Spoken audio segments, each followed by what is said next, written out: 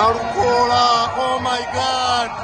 Narukola, oh my goodness.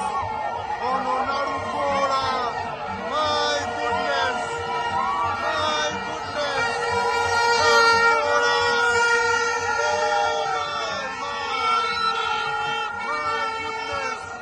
Oh no, Narukola. My goodness.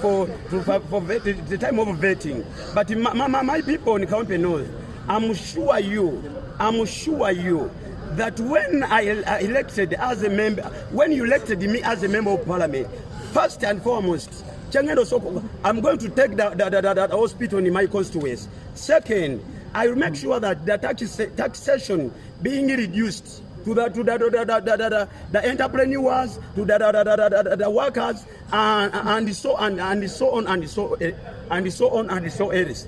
So God bless you. So you, what is it? The other time I came here with my senior six. I came here Thursday last week. I came here with one document, which is senior six. And the committee told me that on Monday you come with all your documents. This box I brought all that documents. I have a degree, I have the masters, all documents contained here. Gamba go here. I will not stand. I will obey the constitution of National Unity Platform. Yeah.